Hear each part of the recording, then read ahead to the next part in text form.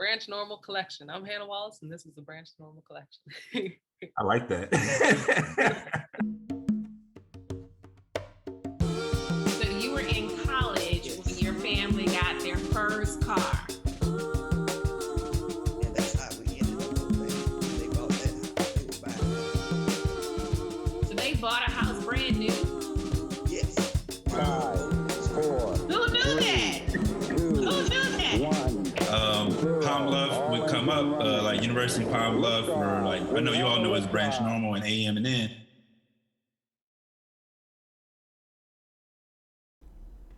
Welcome to the Branch Normal Collection. My name is Christopher KP Brown. The KP stands for Cave in Pain. Today, we're going to be interviewing Hannah Wallace. Before we get into our interview with Hannah, we're going to share a little information on our spotlight for today. Our spotlight for today is Karen Hampton. Karen Hampton is a textile artist working as a weaver, surface designer, and fabric dyer. In 1958, Karen was born in Los Angeles, California, where she currently lives. Her mother was a seamstress in New York during the Great Depression of the 1930s. She was introduced to weaving in particular as a senior in high school. Directly after high school, she attended Laney College, a community college located in Oakland, California. In 1992, she earned her bachelor's from New College of California in San Francisco. She studied art and anthropology. In the year 2000, she earned her Master's of Fine Arts from University of California, Davis. During grad school, she began conducting family tree research and visiting the plantations of her ancestors. Her research and travels began to influence her artistic works. While living in Brazil, she completed a residency, studied the history of abolition in Brazil, and visited Bahia, one of the only places in the world where brown women make lace.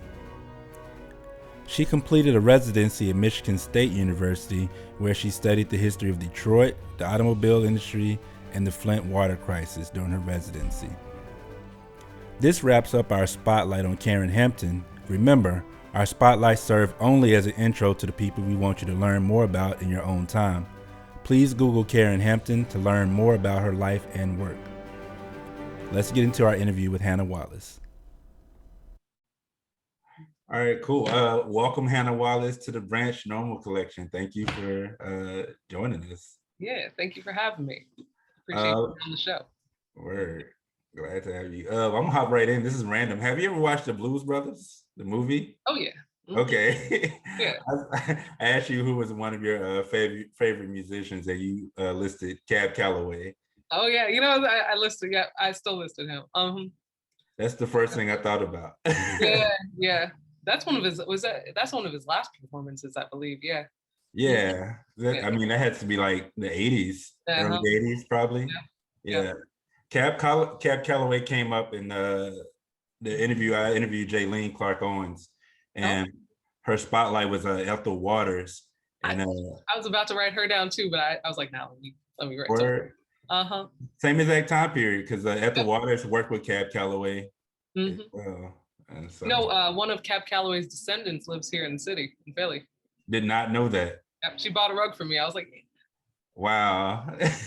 Did you know she was Cab Calloway's descendant beforehand? You found out after? I found out. I think I don't know if it was the first time she bought a rug or something, because I have like an old Cotton Club brochure, and she's like, oh yeah, that's Cab Calloway. She's, I don't know, great granddaughter, or maybe through an aunt or uncle. I can't quite remember, but yeah, they're related. That's crazy. Isn't that cool? Yeah. That is really cool. Mm-hmm. That's one thing I love about the East Coast, and especially in Philadelphia. It's just so much history here. Yeah. So we'll start with your career and what you're doing right now. So will you tell us what you're doing these days? Sure. Yeah. So since the after the pandemic, or after, it's still during, I recently picked up the position as Director of Public Engagement for the Christ Church Preservation Trust. Christ Church located down at Second and Market. It's the oldest Episcopal church in the country, the one attended by many of the founding fathers, and one of the first to integrate, in a loose sense of the word. Or I didn't know it was one of the first to integrate. It's a very loose sense. Black people attended and were baptized there, but this is still during the time of enslavement. So I don't think that's not integration, really. But Black people did attend. That's a form of integration, because in the South, you're not getting baptized in the same church as white people at all. Exactly. Mm-hmm. It was interesting. I was reading some information. William Penn was baptized there. Yeah, which is pretty cool. I was like, oh, that's crazy. So this is like really originally, like probably like the original church, it seems like. Yes, one of them. It was the tallest building in Philadelphia for a while that you could see from the river, as folks were coming up the Delaware. Mm-hmm. Yeah, that's really cool. All right, so we're gonna come back to like what you're doing these days as well. But so I'm gonna hop around. Sure, so, please. That works. So you were at the Bloxon. You went to Temple University, right? You majored in African American Studies, and so but while you were there, you worked at the Bloxon. Yep, Charles Bloxon Collection. Mm-hmm. Yeah, can you tell us what that is and how you were involved? Yeah, so the Charles L. Bloxon Afro-American Collection is one of the nation's premier collections of anything from the African diaspora, primarily paper-based, books, pamphlets, ephemera. But really, I recently went to Dr. Bloxon's home. He has a collection almost pretty much as large as the collection at the Bloxon in his own home. And he also has a Charles Bloxon collection at Penn State, where he graduated from. But it's a research facility, completely open to the public, of course, open and operated by Temple University staff and students. I worked there for about 3 years as archivist assistant, and that's really what led me into my career in museums. But it's such a beautiful place, and it's run by beautiful Black people, and it was just like it was everything when I was coming up at Temple. So these are materials he's just collected over his lifetime, or like? He's been collecting since he was age 10. When he was 10 years old, he was in a classroom, and the teacher said, of course, that Black people had no history, and their only purpose in life was to serve white folks. And ever since then, he was essentially proving her wrong by collecting. And I believe he went pro in football. He played for Penn State, and he either went pro or had the option to go to become a pro football player, but he decided to dedicate his life to collecting. And his collection is, I believe it's one of the largest. For a while, it was the largest in the country. I think now that we have, the National Museum and other collections, it's, no one's really going off of who has the most stuff, but it's just to have, major collections in different parts of the country. Right. Okay. I think I hadn't figured out who to do your spotlight on. I think it's going to be on Charles Bloxon. I think that, yeah. Cool. Absolutely. Because I have some footage from leftover footage from when I was doing the intro video for Branch Normal that's at like right in front of the Bloxon. Because and maybe a version of the intro that does include that footage. Awesome. Yeah, I'd be down for that.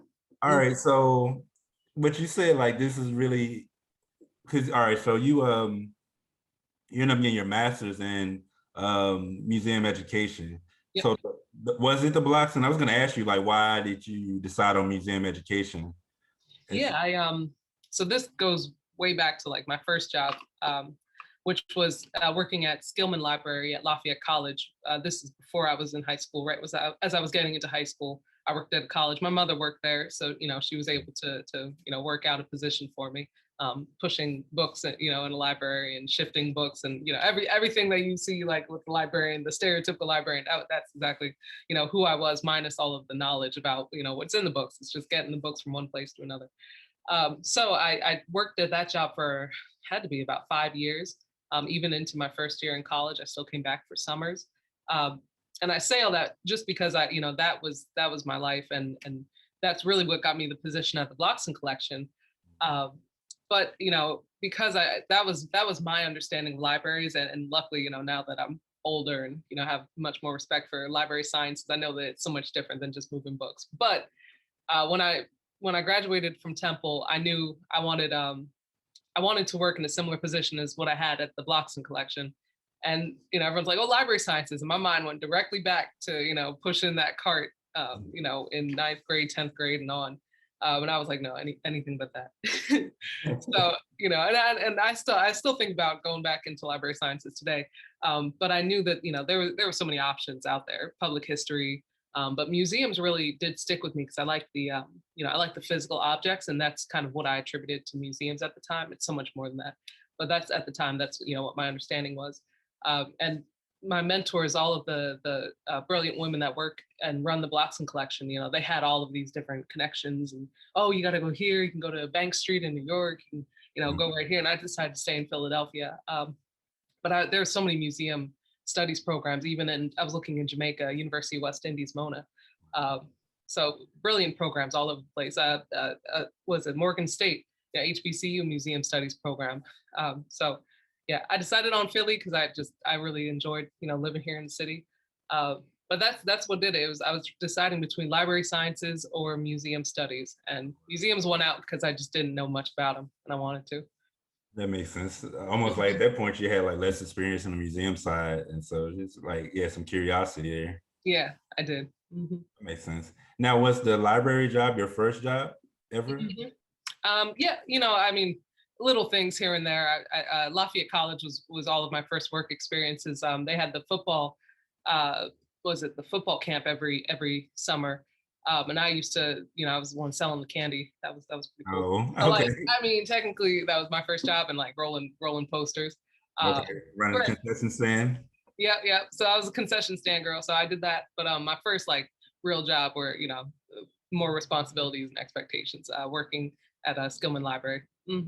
Gotcha. Cool. Yeah. When my mom retired, she worked at the library back home for a little bit.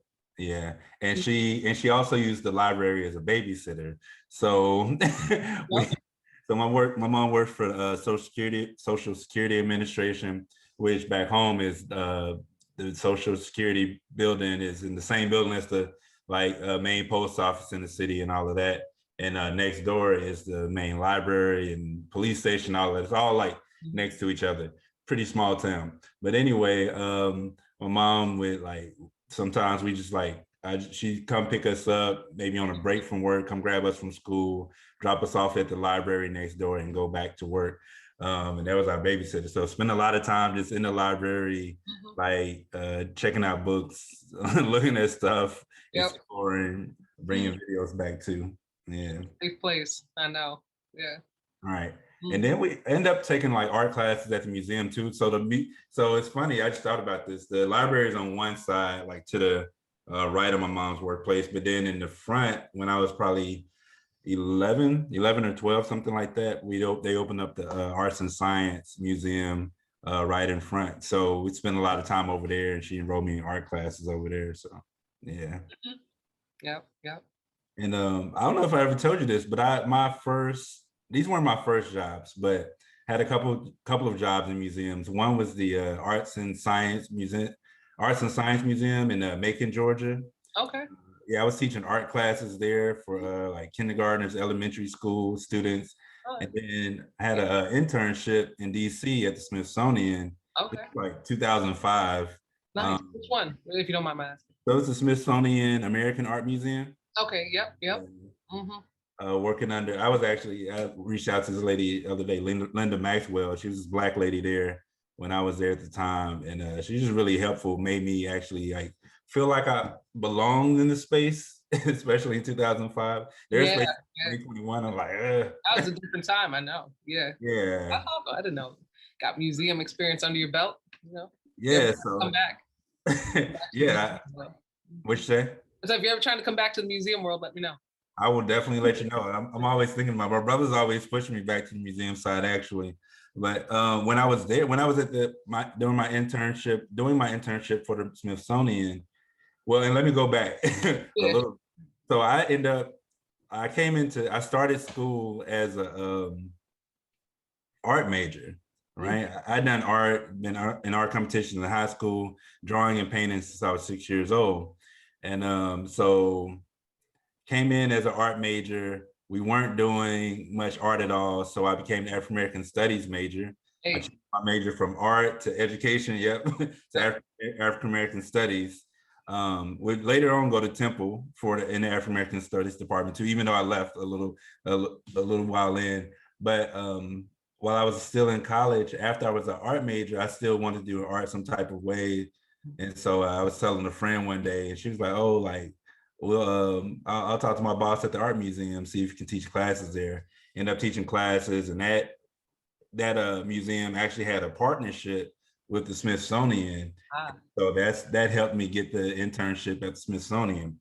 cool. Now, when I was at the Smithsonian, I worked on art. I had like one project that was like particularly based on visual art, but the main project I was working on was actually the first time I would like do a workshop and an open mic with any group of people. So I had these group of students. They were all probably like 11 or 12 years old. They went to the Perry School in DC. And so I would leave the museum and I would go there like a few times a week. I would do workshops with them, show them Deaf Poetry Jam footage at the time. They would write their own poems, have them perform it. And then at the end of the summer, at the end of my internship, we did a big event where they performed in our Renwick Gallery as a part of Smithsonian. And so I really, yeah, Mm-hmm. really enjoyed that experience. Mm-hmm. Wonderful. Was that your earliest experience leading open mics?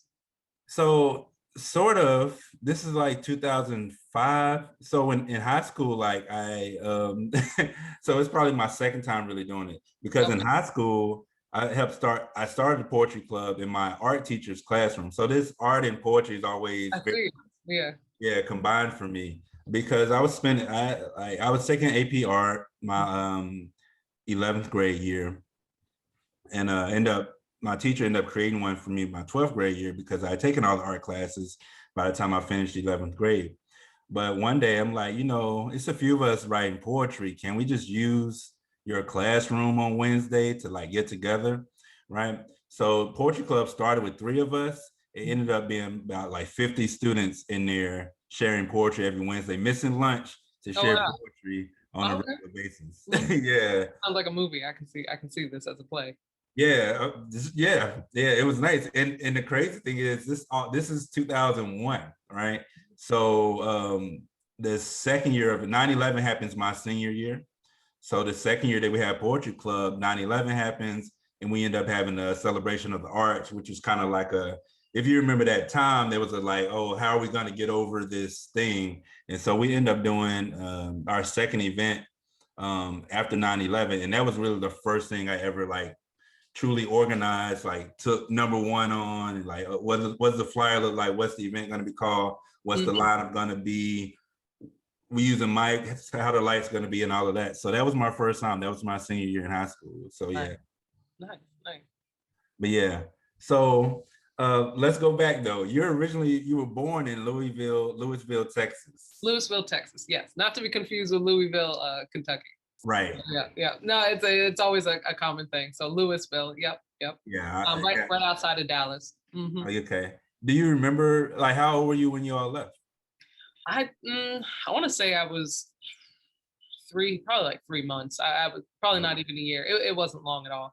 Yeah. Yes. Mm-hmm. Have you ever been? Go ahead. Have I ever been back? Was that your question? Yeah. I want to go. I haven't been back actually, and I keep thinking about going back, and then I forget, and I'm like, let's go somewhere else in the country. Yeah. I need to go back. Mm-hmm. You'll find your way. Have you been to Texas at all? Even? No, I haven't. Like literally, I was born, I left, and that was it. Okay. Yeah, you got to go back one day. I know. Yeah. I'm going to Texas soon. I have a lot of family down there. Yeah. Mm-hmm. Yeah.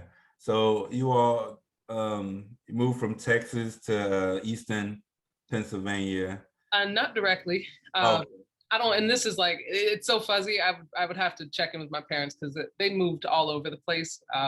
So I think we went from Texas back up to Minnesota, Thief River Falls, where my mother's from. At some point we went to Clifton Forge, Virginia for a little while, where my father's from. I believe that there was a stop in Chicago, right outside Chicago. But yeah, it's all like, this is all before I'm hitting preschool. So I don't, yeah. Okay. Yeah. Do you remember any of these places that much? Not. I only remember Clifton Forge when we lived there for a little bit. I think I just really liked the windows. So yeah, Oh, I just remember the windows and my bedroom.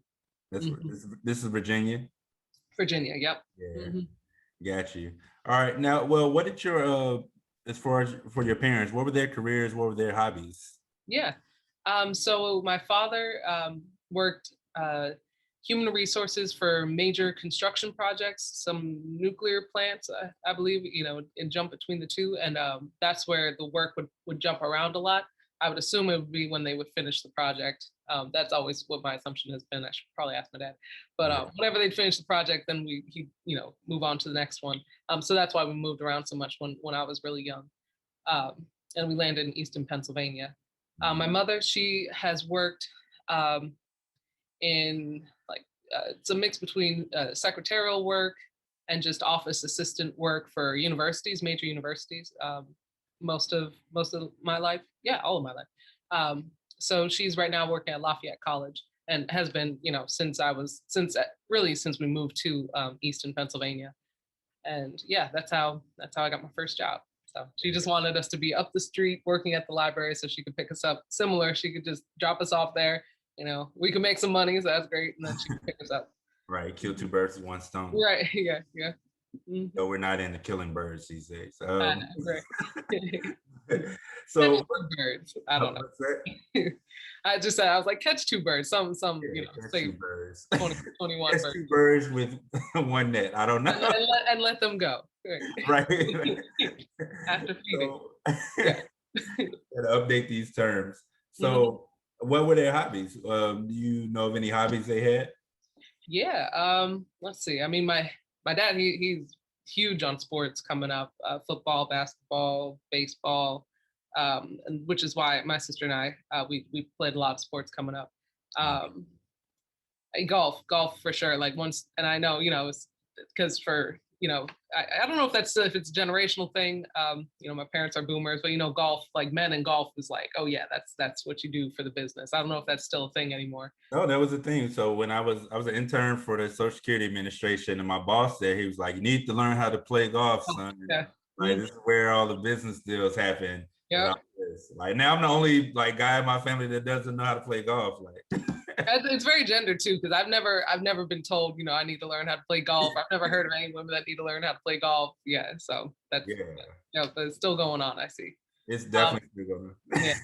So I think for my dad, definitely sports. And once I know he was an umpire for a while. He played, he'd be the umpire, coach some teams. So once I was coming up, it was very much like, like I'm not playing for fun. I'm playing for gold, and like this is like second grade.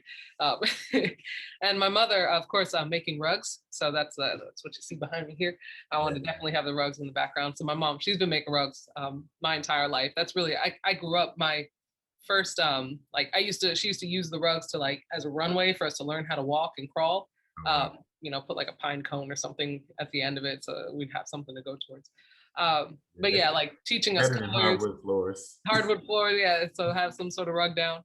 So making the rugs, and when we were babies, that's how she taught us our colors, because then she would need a color for a rug and be like, okay, get green, and I'd run over and grab blue, and she's like, nope, and, send us back. So yeah, definitely making rugs. And she was taught. I'm fifth generation rug weaver. She was taught by her mother, my grandmother, who was taught by her husband, my grandfather, and then it goes back through the men for a little while. So through his father, and then as far as we know, it goes back to my great great grandmother, whose name was also Hannah. It could go back further. We just don't have the research yet. Research and family, yeah. Yeah. So where's the great great grandmother located? Like great great grandmother Hannah. That sounds funny to say. Great great grandmother Hannah. Well, she is. I believe she's buried in Canada. She's originally from Sweden. So this is my mother's side of the family, of course. Originally from Sweden, and then came to Canada there was a potato famine. So they came to Canada, then down to Minnesota. And that's where my mother's side of the family has, stayed. That's where their roots are laid. So, yep. Yeah, so, and I know y'all have I was checking out the website earlier. So you said, it seems like you embraced the making rugs sort of in college. Mhm. Right. Was it the same for your mom, or was it earlier for your mom? It was earlier for her. I think for her it was probably like early high school, because you have to be a certain, just like a certain maturity to be able to make rugs. Because it's a lot of patience and there's a lot that can go wrong. I found that out when I was. I think I broke the loom before I was of age to touch it a Oh, few wow. times. Yeah, yeah. So that's my earliest memories with the loom, or like my mom screaming, running after me because I touched something and broke something. But yeah, I think she started in high school, because it was funny because my grandma said that she wanted to keep her, keep her out of trouble, whatever trouble you could get into, back then.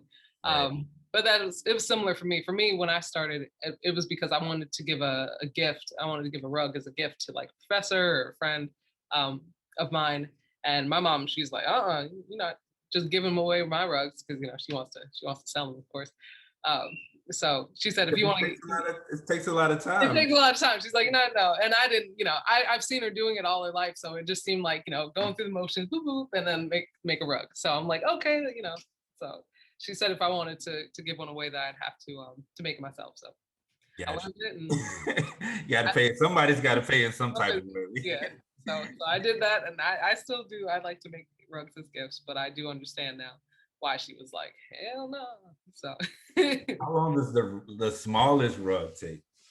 the smallest rug.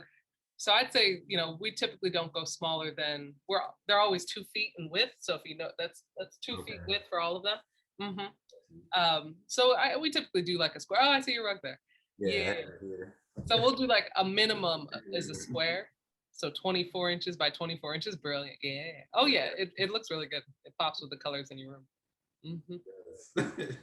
So yeah, I'd say like a 24-inch rug.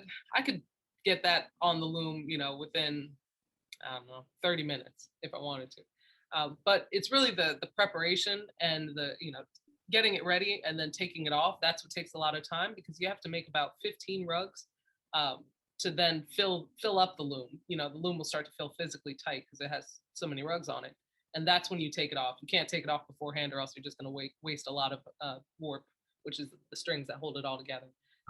So that takes about 2 weeks. So you can make a rug, 30 minutes for a tiny one. But it'll still take 2 weeks to really fill up that loom. Unless we both work full time. That's why it takes 2 weeks. We could probably do it in 5 days if we wanted to. Gotcha. Mm-hmm. Yeah. So what have they always been sold in your family, or were they just? I would assume so. I would assume, yeah, all generations wanted to make money. But I mean, I know, during my grandparents, I don't really know before my grandparents. I know that they made rugs, and it's written in the records and all that. But I didn't hear if they sold them or not.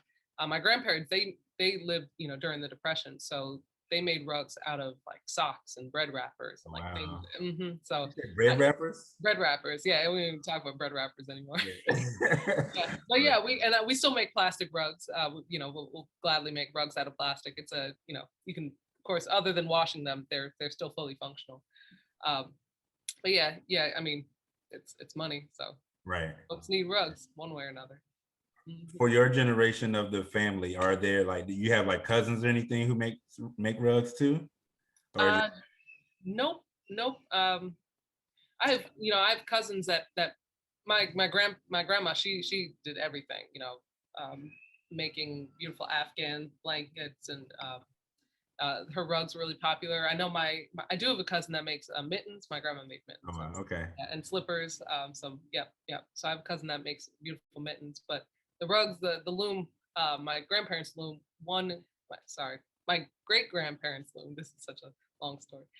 Is in they're called pioneer villages, which is funny because it's like a museum. And I'm come to terms with the idea of pioneers still. But it's in a pioneer village where, one of the earliest settlements of Minnesota, what it would look like. So they have the blacksmith, the early schoolhouse. They have his loom standing there, my great grandfather's. My grandma is in storage, and we have to get it out of storage. And yeah, so no other rugs being made by the family right now. My sister took a swing at it. And I've always had, anytime my friends come over, I'm like, make a little section of a rug. No, the reason I asked, and let me make sure I say this. The website is Loom Woven Rugs, LOOMWOVEN Rugs, RUGS. So that's the website, that's the Instagram, Loom Woven Rugs, and that's the Facebook as well. And so the reason I asked is like, what were the conversations around the push into like modern times, right? To say, all right, we want to be active on social media. We want to make sure we have a website. What were those conversations like? Because a lot of times, a business or a craft that is had within the family doesn't really get passed along, and it doesn't get really modernized in a way. Yeah. Well, that's definitely all me. My mom's, she's not interested in any social media. So Yeah. that was a lot of times folks would just kept asking me, Hannah, do you have a website? Do you have a website? And I'd always say, no, it's family business. It's really, it's quiet and small, and it still is. But after a while, I just was like, all right, people, give you the website. Want a website? We give you a website. So yeah, so I made the website. I like it too. It really made me want to keep telling the story. I was like, well, now I have to write a biography. So I was like, okay, there is more about this. That's good than just listing rugs on a page. Right. But yeah, social media, I just wanted to start showing them off, and that's how a lot of things are sold these days. So I did Etsy for a little while, and it was a good problem, but I decided to close it because it was a good demand. There was more demand than I could handle. So I was like, yeah, I can't serve the people. So let me go back down to Instagram level. Mhm. Yeah, no, I mean it's a unique thing, right? It's unique to have. Like, so we have two now. We just got the larger one from you, and gave me the one as a gift for housewarming. Yeah. I won't tell your mom you gave it to me, but That's that was now that I make them, she doesn't care. She's okay. She's like, you make them. All you right. make them, you do what you want with them. Right. So, but it's a unique thing because I think I think for African Americans, like we're used to, I won't say we're used to, we've been told about quilt making, right? And how like some quilts are passed down. And there's an episode of Family Matters where Laura sells this quilt that that was passed down through the family. Oh, And she's yeah. like, we need some money. I sold a blanket, whatever. Yeah. And the grandma was like, Laura, do you know what you did? Yeah. It's a Yeah. whole thing. That's But what I felt like when I tried to give that rug away at first. yeah, exactly.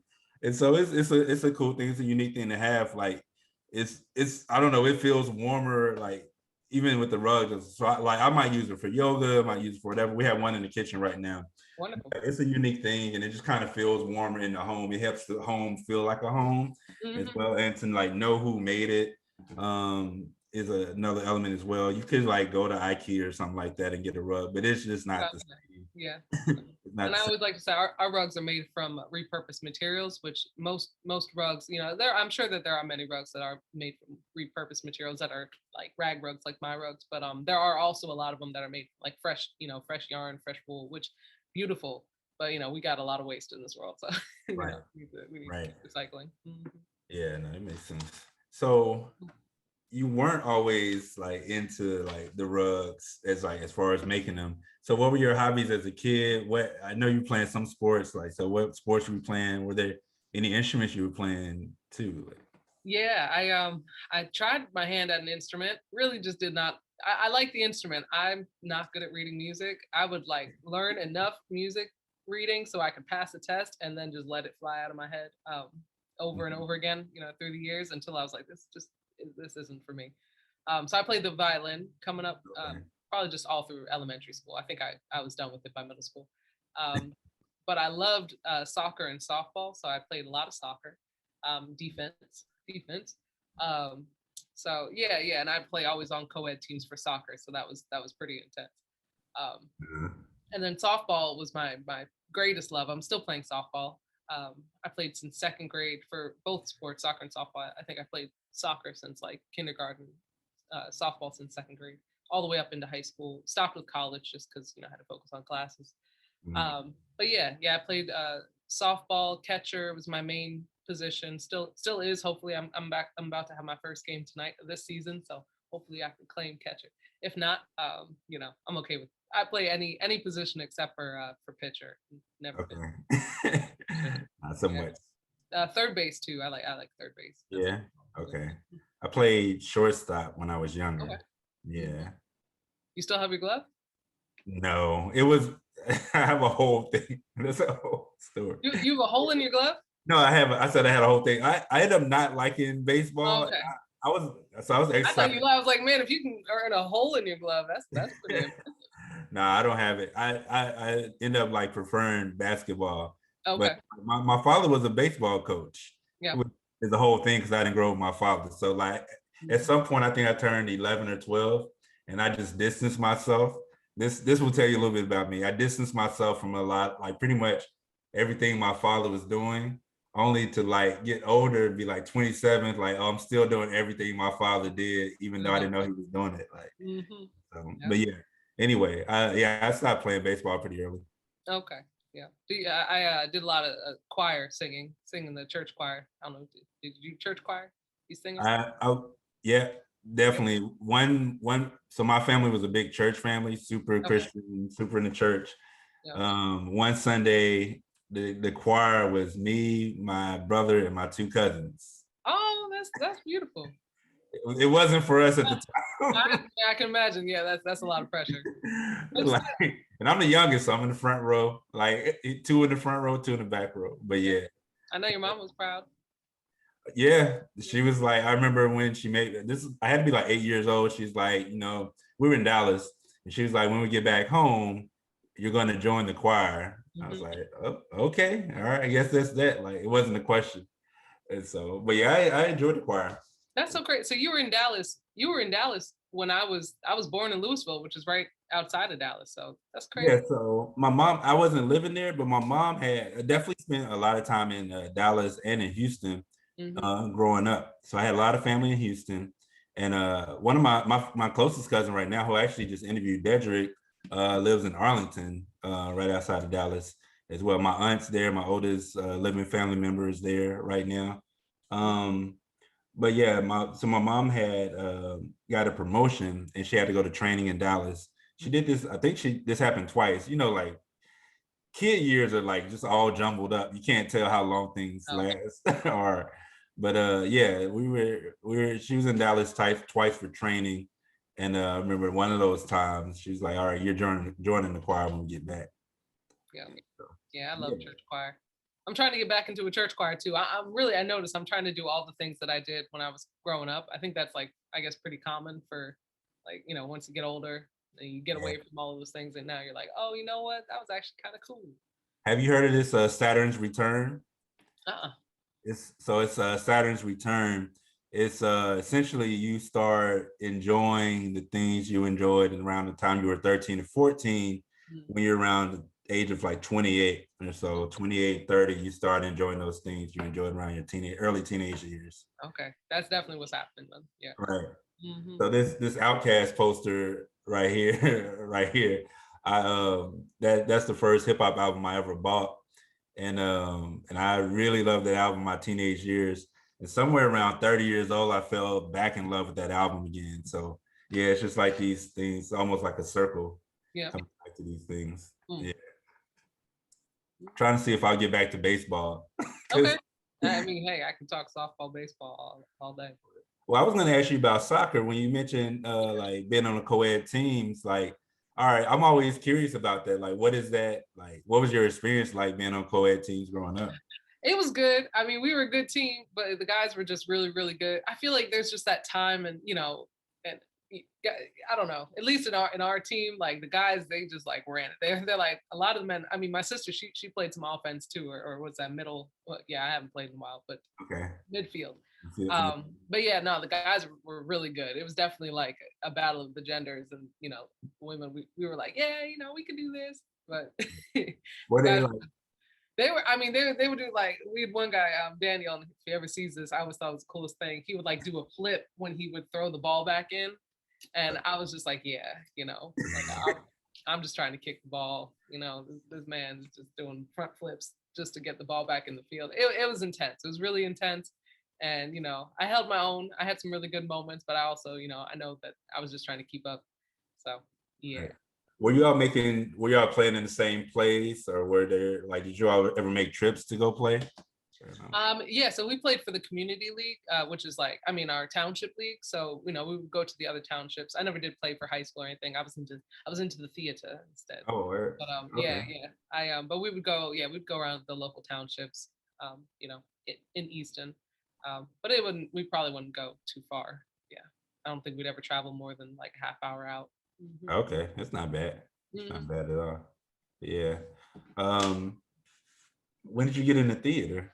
In high school. It was because I love church choir. I love church choir, and then we did do like some theater things in church. We did the plays. I would always. It was so funny. I'd always play a man. I'd always have a drawn-on mustache in the church plays. So I think that was my initial spark for liking theater. But yeah, I did. I've always loved to sing in the choir, and we would have every year. And one time we won. Easton, Pennsylvania, we go to the Freddie Awards. That's like the big theater, school in the area. And we did Ragtime in 2010, and we won the biggest, it's like best show overall. That was like the highlight of it. Yeah, but all throughout high school, I did all the plays, the musical theater, and all the jazz chorale, and going in the giant poofy dresses to be in a Renaissance group, and all that. If there was a singing group, I was trying to be in it. So. Oh, that's dope. That's cool. No, so I've heard you sing. I've heard you sing at Bree Oh Love. yeah, yes you have. That we might. Why'd you put your head down? I don't know. As much as I love to sing, whenever people are like, "Yeah, I heard you," I was like, "Oh, I don't know." Jitters, No, I understand that. But yeah, I enjoyed it. But I didn't know that you like started in like choir when you were younger. Yeah, that makes sense to go, because by the time I see you at Bree Love, you seem pretty comfortable on stage, and that would make sense knowing the theater background. Yep. Yeah. Yep. So you seem like a person that you seem like very curious, and that like one thing can lead to the next thing, like based off your curiosity. Absolutely. Yeah. I mean, curiosity, and then, nice people. That's really that's what I like. Yeah, I'll get into something, and then like if I, and I know that's why I think you did have the question of like someone that like really influenced me. And I hope she sees this. My sister, she went into a field that did not have any representation. She got her degree, PhD recently, Dr. Wallace, in biology. Okay. I know she specializes, I believe, in neurobiology, but so just that's like a big contrast, just because I'm really like big on representation, and it even now, now I'm one of the only Black people working in the institution at Christ Church, which is very different, because I like feeling comfortable. I like having people that I can relate with around me. Right. Yeah. Right. So you would say, because your sister is one of those most meaningful people in your life. Yeah. I mean, shoot, it's been a long journey. We haven't we've always been up and down, very semi-competitive, just very critical of each other. But that always kept me on my toes, because it's always hard to have people cheering for you like all day long. Everything that you're doing is great. It's good to have some critical. Yeah. So yep. Is she older or younger? Older. Older by like a year and a half. So she's okay. Oh, I got it. All right, yeah. Yeah. So we're very close in age. We do everything. We were both playing on the same soccer team. Both played instruments at the same time. Both sang in the choir at the same time. A lot of people thought we were twins, just because a year and a half in kid years is like same height. Yeah, okay. Yep. Got you. Cool. All right. So this is a totally random question to everything. If you could throw a music festival, all right, with any genre, anybody dead or alive, who are gonna be the top 3 acts at your music festival? I'm gonna change them up, because we did talk about some musicians earlier. That would definitely be in my acts. But I would definitely say I'm bad with genre, because I like jumping genres. Yeah. Josephine Baker, because I like that burlesque vibe.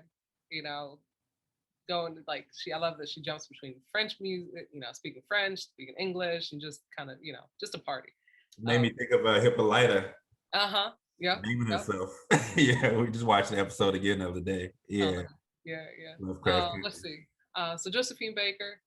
I've really been listening to a lot of Sam Cooke lately. So, and I like that party vibe too, just like, I like that type of dancing. I always kind of wish that, people would dance like, face to face. Wow. Right. You Yeah. want to bring some Lindy Hopping back? Yeah, Lindy Hopping. I don't know. You wouldn't see me Lindy Hopping, but I'd be happy to watch. And who would be the last person? I like I've been also listening to a lot of Harry Belafonte, young Harry Belafonte. So a lot of party music. I think it's because of the pandemic. Like I really just want to get in like a conga line, and just be around people dancing. Classic songs.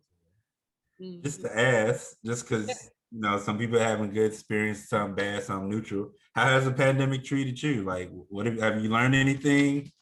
Anything you're surprised by in yourself? Like, how's it going? Yeah. I mean, I got my first single apartment through the pandemic. So moved in all to my own spot. No So roommates? What was that? Oh, spread my wings. Yeah, for sure. After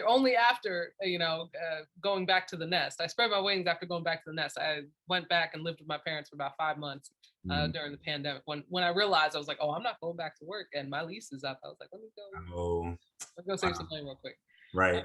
And beyond that, I did miss my parents, and I loved making rugs with my mama, and it was really fun. I loved moving back home. So I saw mama, saw papa, and I was like, all right, I need to get my own place. I thought that there was a moment when everything was seeming like we were going to go back to work. So I was like, I need to get an apartment ASAP. Like, it's about to go down. We're about to be back in the office. So of course I get the apartment where I'm living now. And then, not going back to work. And on top of that, I'm like, I quit. I quit my job. Wow. Yeah. So that was a tough decision. And I miss everyone. I was working at the African American Museum, and I miss everyone there. And it was a very tough decision. But I feel blessed to now I was a manager, now I'm a director. Okay. Life just keeps moving. How long were you there? I was at the African American Museum for just under 3 years. Yeah. Oh wow! I didn't realize it. So I was working at the cafe at the art museum, and you were working there. Oh yeah, I was working there. Yeah. Yeah, you've been moving around. Yeah. So I didn't realize it's been 3 years. I mean, that last year was basically all pandemic, so it only really felt like 2 years, which was crazy. It was really weird because it was like the first year you're just kind of fumbling around a little bit trying to get your bearings, and the second year you feel like you got it, and then that third year I was gearing up. I was like, oh yeah, it's about to be.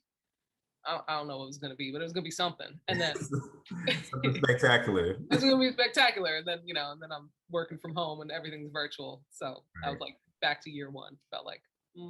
What did you enjoy most about working at the African American Museum? I enjoyed everything about it. I loved having an all-Black staff. That blew my mind. I mean, I really got to know myself because that was the veil comes off. So I love working with all-Black staff. That's yeah.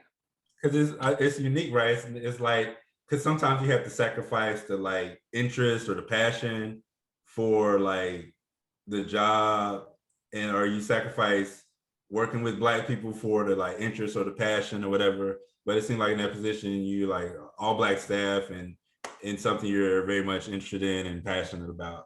Absolutely, it was all of that, and no matter what, everyone had a different approach to art. Not, everyone was coming from different places, but we were just, happy to be together and, work out the exhibitions that we had, the programs that we had.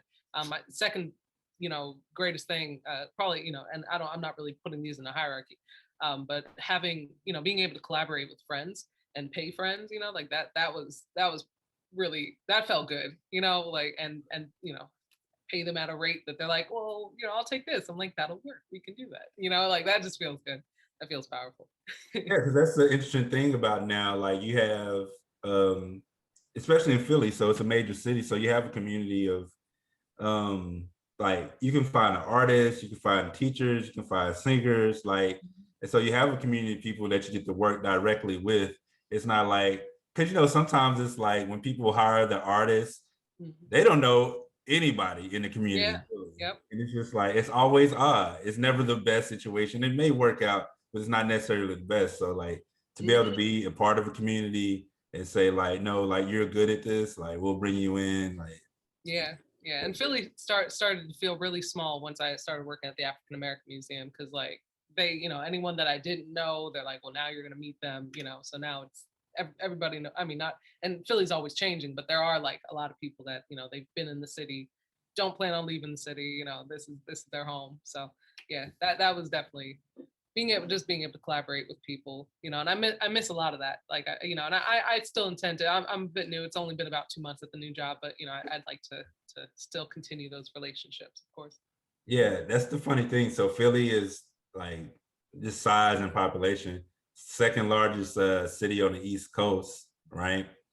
And it once you get into the arts community, and I think this is true of any community, because on the other side, like I'm in this, so I work time at the Morris Arboretum, Oh and yeah. so this gets into like the garden spaces, and like that world is small too, right?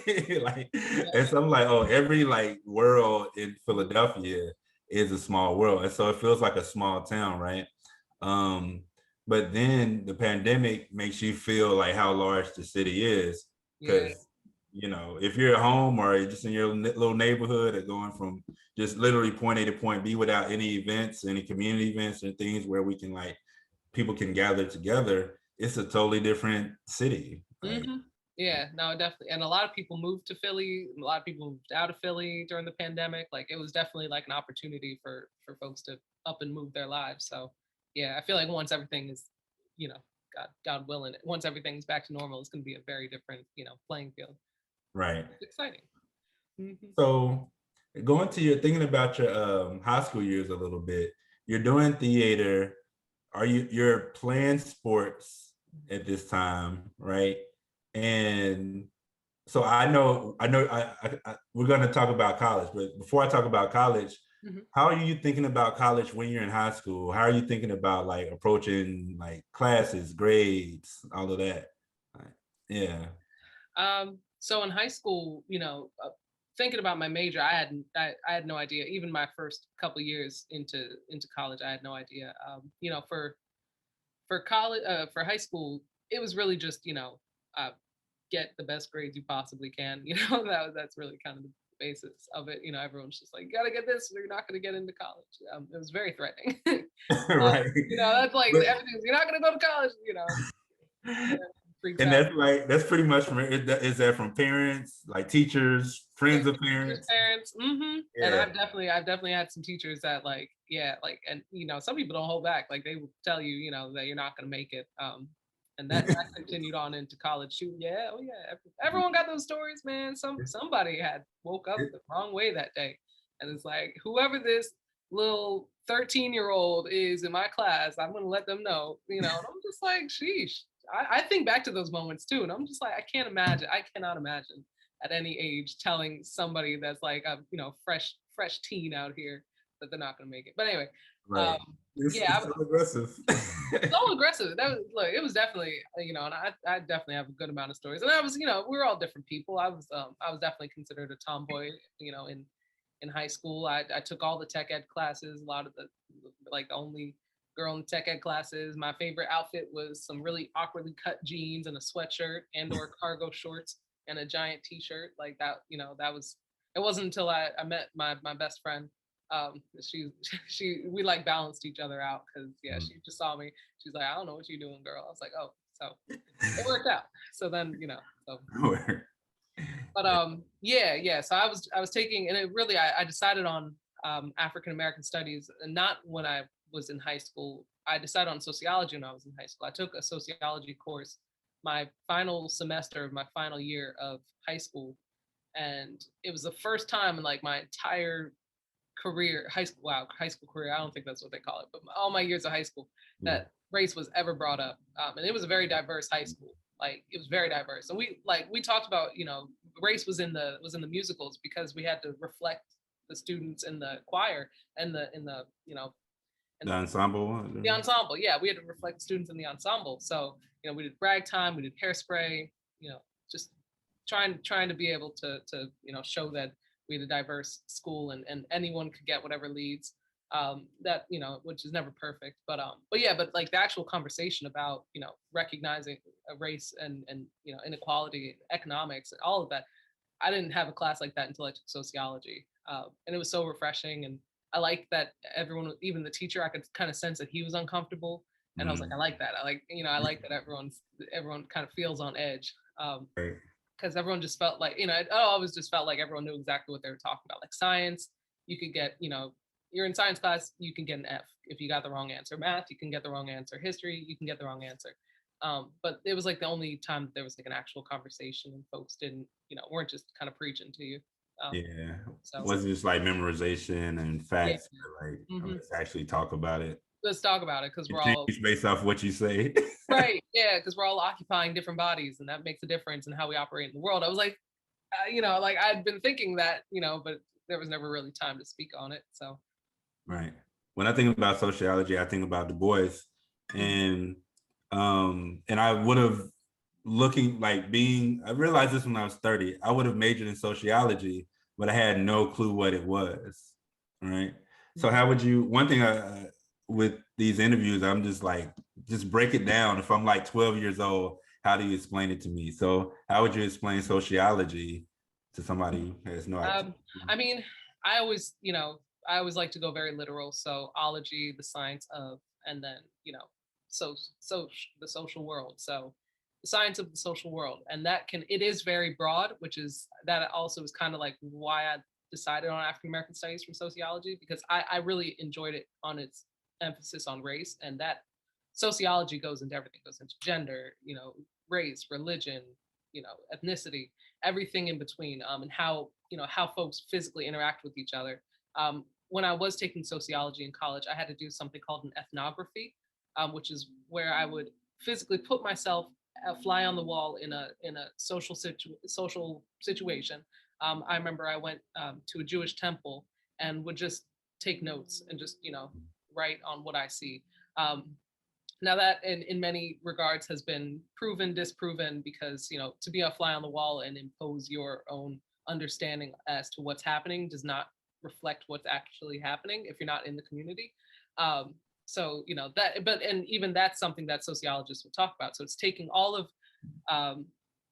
the different social cues and social interactions and inequality, privilege. That's where many of those definitions come from. Understanding it via sociology, and then it's so broad that's where you have many of gender studies, race studies, kind of within that. That's how I've always thought of sociology, and how I experienced it. So yeah, that if that's a good enough starting definition. No, that makes sense. That's a good definition. In the sociology class you took, this is in high school or was this in college? I took one in high school, and Which then. Which says a lot about your high school. That's amazing. Yeah, it was only one. Yeah, and you could only take it for one semester. I believe you might have been able to take it for two, but I didn't think about it until my final semester. But we had a one sociology class that you could take if you were a senior in high school. And who's the high school teacher that stands out the most to you, like in your life? That's kind of tough.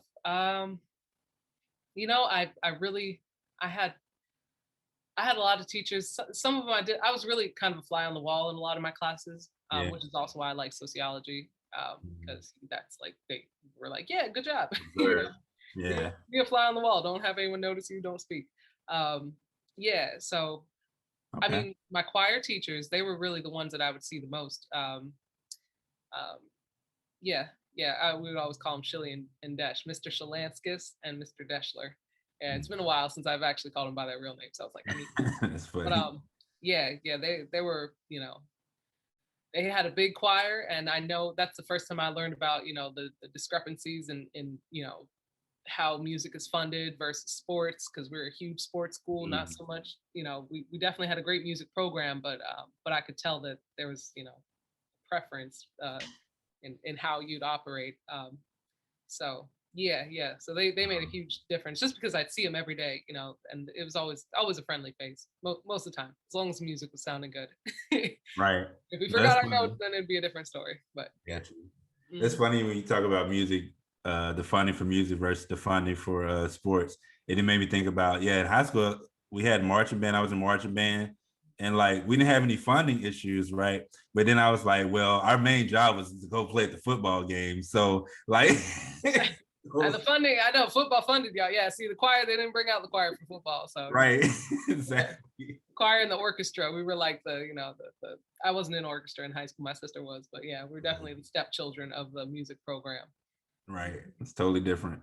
Yeah. So you take the sociology class, you end up at Temple, and actually just go back, like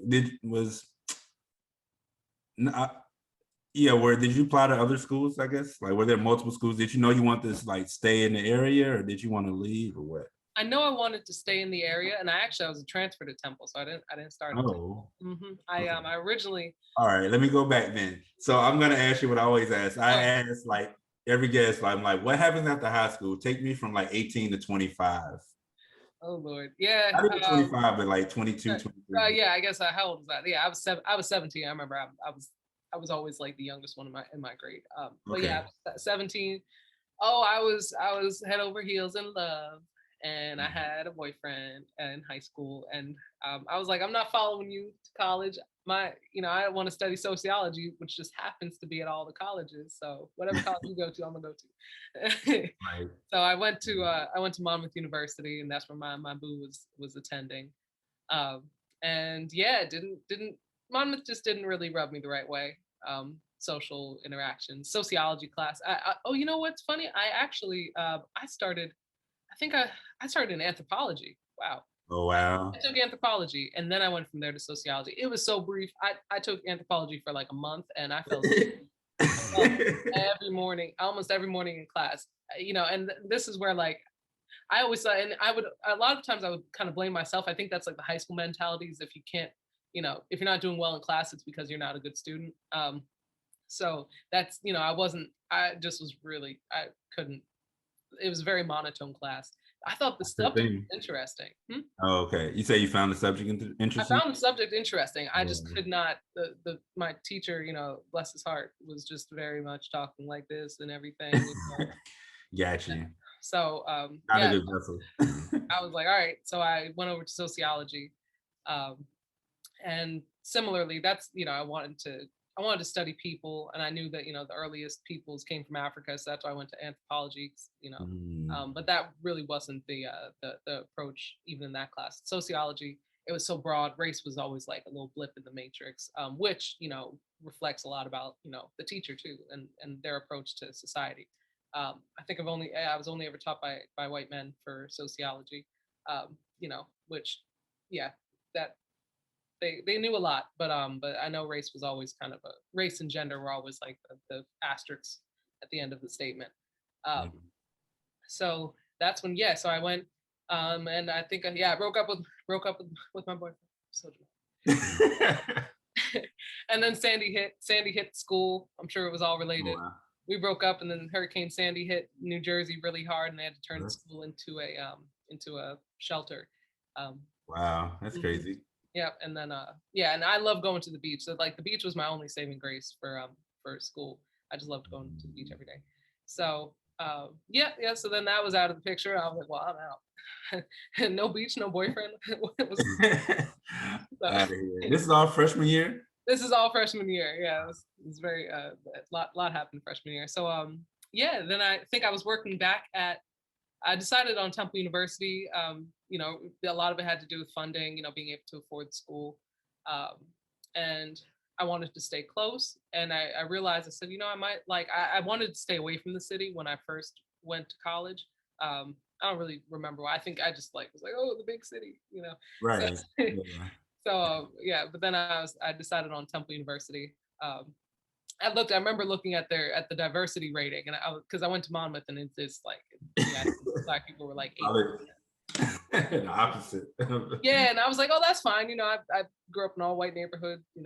all white church, a lot of all white situations. So I was like, oh, this is normal. And then I think it was just like once now I'm not with mommy and daddy, it's just Hannah, in these situations. I was like, oh, yeah, this is different. Like I don't have my sister around or, just people to like affirm my presence. So Right. yeah. So I was like, oh, I need to not be the only Black person. And even at that time, I'm coming to terms. I didn't even know if I was Black or white. I know I wasn't white, but I was biracial. So everything was biracial this, biracial that. So I decided on Temple University, and I met a professor. And he told me, I told him I was taking sociology, and I wanted to talk about race. I wanted to learn about, African American history. And he's like, well, why are you taking sociology? Focus on African Americans. And I was like, I don't know, like that's all I've known. And he's like, you get over to African American studies. So I had like one sit down in his office, and he told me about the department, and I changed my major that same day. So Wow. mhm. Gotcha. Wow. Yeah. So when you are in the African American Studies department, what's one of the books that like hits you, strikes you first? Books, authors, or thoughts? Like, Yeah. It had to be now this is tough. it can be class too, but just like I always feel like something hits you, and it's like, what is No, it? it definitely that's exactly how it happened. Just trying to like go through all of the courses. There's so many courses after 4 years. Right. The two courses that definitely stuck in my mind were um, African civilizations. I think I had to take a couple of those classes, but every different professor had, you know, Makaya Yehuda, Kamani Nahusi, both professors. I love like their different takes on African civilization. We went from West Africa focus to Egypt, and I really love the symbolism. So learning the Adinkra symbols, learning a little bit about hieroglyphics, just understanding bits of language. I think that's really what just took me. I do I remember a lot of it. I still retain some, but I definitely I'm not fluid in or fluent, excuse me. And either I learned a little bit of Yoruba. I love that class. So I think language did a lot for me, just because from my mind I always think about social interactions and just seeing how language shapes culture. And yeah, the different how symbol with the Adinkra symbols, the different symbols and what they mean. A lot of them just are not as individualist. They're not individualistic. And I'm like, oh yeah, this is definitely something that America isn't about, that I want to be about. Yeah. And also taking the Black woman class with Daniela. Yeah. Yeah, that was a beautiful class. We read so many. I took her class twice, and we read so many books. So they're all. She had a beautiful list, and the one thing I say from that class, she had a list of movies that focused on Black women, and I like, if nothing else, I saved that list because I still have so many of them to watch. But yeah. What were some of the movies? Oh gosh, what's there's the one that I really love. It's after segregation, and it's this community that's changing over, it's integrating. Oh, and there's the main woman I don't know if you remember at the end of the movie, everyone starts putting dollars on her. No? I don't think so. I don't know. Yeah. It's eluding me. I But see. for anyone that's seen that movie, everyone knows the scene where they start pinning dollars on her at the end, because she helped out so many people, and she turned her house basically into a safe home for Black people to stay. Yeah, because so many people were out of either out of work or out of their community. The whole world was just changing, and she basically had a whole house for anybody that needed. Oh, I might not have seen this. It's not with. Is it with Cicely Tyson? No, I don't know. Nope, I don't think so. I'll send you the entire list, and then I will highlight that one. All right, cool. Yeah. But that scene always brings me to tears when everyone's pinning the dollar on her, because I think she needed money at the end, and they're like, "Oh, you helped us all out." Yeah. So it was a good movie. When you said movies that focus on Black women, I don't know. The first two I thought about were the Women of Bruce's Place, and I thought about Eve's Bayou. Eve's Bayou, that was the other one I was about to mention. Yeah. I love East Bayou. Hmm. I haven't seen it and haven't watched the entire movie since I was a kid. I remember watching this as a family, but yeah, to check it out again. I Yeah, remember really liking it. Yeah. yeah, yeah. That was around the same time that Four Little Girls came out, Hmm. documentary.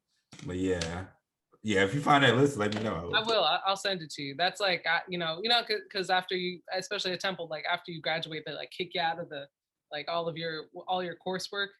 You can't really access it all anymore. So I just knew that was coming. So I was like, I need, Okay. 5 documents. One of them has to be this list of movies. Jeez. Yeah, I went back and yeah, that's something I want to go back and collect the syllabus for a lot of my like classes just I to always get. find it funny with all the, how expensive college is. They can't even let you keep all of your documents from the portal. I'm like, It's what? crazy. Like I literally paid for this class, but At the very least, this is work I did and I'm right, paid. literally. Right. So as you're going through these courses, you're also I think you're in college at a particular time. You're in doing a lot of like different protests because Trayvon Martin is like 2012, and so we're up at 2021 now. You're doing like your undergrad and master's sort of in this like Black Lives Matter period, and you're in African American Studies courses. Like, so how is like race changing for you? How are you even mentioned like being biracial? Like, how's identity changing for you as you're going through these courses and just like paying attention to everything? Yeah. Man. I mean, there was so much going on. I think, and it was the number one thing I know that I would be challenged with, and I know the university is still being challenged with, specifically African American studies, is this, notion of, African American studies is here to serve the community. Africology, African American studies is here to serve the community. So that was always a call that we would get. I was the president of the undergraduate organization called Oasis, Organization of African American Studies Undergraduate Students. Oasis. So and I would always, our organization would be involved in the community. We'd be teachers in different capacities, volunteering in different capacities. But at the same time, I would always want to challenge back and say, you're not approaching any of these other departments to be involved in the community. Right. That's not the like pressure. That's never. Oh no, like who's pressuring history to go teach history, or Right. to volunteer their time or sociology to get out into it. So I would never respond to that. It's always respond in the positive, not in the, don't Yeah. pointing fingers. So, but that was always in the back of my head. But it was tough. All right. So I don't discuss this a whole lot, but this is why I left graduate school, because it was kind of like, oh, do this for the community. And I don't have anything negative to say about it. It's just like you're always having to think about it. But for me, I had already been a part of the poetry community, which is very direct, right? Whether it's an open mic event or you go to a community event or whatever, you see your impact within the community. But I was living in North Philly for the time, so it's like I'm not from Philly. I'm in a Black neighborhood, not being active to go to a school that's not a predominantly Black school, though I am in the Black department of the school, right? And it's like, I mean, you feel proud, but then at the same time, you feel like a gentrifier. But then at the same time, you feel like, well, this is what I'm gearing up to. It's like you're on the path to do whatever greatness that you're about to do, and ultimately you do get there. But it's it feels weird. It feels like slightly out of place. But I wouldn't want to have been anywhere else, or else, then I wouldn't be in touch with what's actually going on, in the community, in the city. It definitely was tough. It was tough, and a lot of times, the question of, what are you doing for the community? It usually comes from folks that don't know you in the first place and assume that you have no connections. So that's real. Yeah. or else if it was coming from someone that actually knows you, well, they know exactly what business you're getting into. It's a question that typically, even if you answer in the affirmative that you are, it'll never really be spun that way. Right. It's tricky. And I think what I learned after school, like there are so many different ways to be involved in the community. Mm-hmm. And I mean, but we also live, I feel like we live in a different time. I think we live in a time where we get to like decide what our career is, decide what impact we want to have in the community. If we want to combine those two, we do. If we don't, like, then we don't. And then like still having hobbies and everything. Because when I think of, for me, when I think about my mom, like I don't think she really had a lot of hobbies. You know what I mean? It was like I go to work, I raise my kids. That's the end of the story. Like community, okay. Like I'm in a community. I'm raising kids, you know. Right. Yeah. Like I'm busy. But these are like I think we do have a like there's a new pressure. I remember talking at I was out at I think it was Cheney, and this is like years ago, just talking to some students, and I'm just like, yo, like don't fold to the pressure of what you have to do for your community. I was like at the on the base level, like if you can like have your if you want to have children, right? Find somebody, treat them well, raise your kids, and like you've paid your debt. That is, yeah, like that's a beautiful contribution to your community. You know, Right. a healthy family that folks can look up to, and you know that people want to interact with. You know, yeah, Yeah, we've seen leaders skip over their own family, right, to do for the community. right, And so now the family's back in the same place, even though they helped the community out in a way.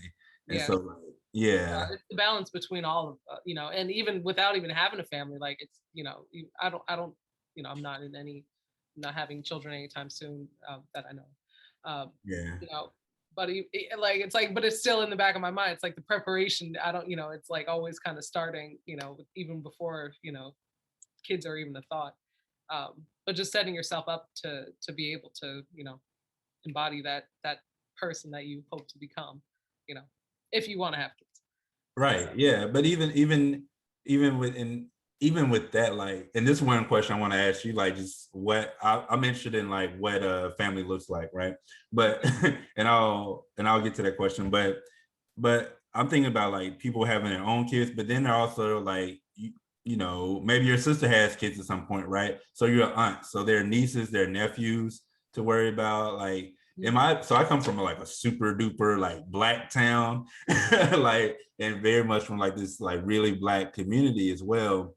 And it wasn't until I left that I could really cherish it. And I'm like, oh wow, like you know, I never really had a babysitter. Like my grandmother, I go to my grandmother's house, I go to my aunt's house.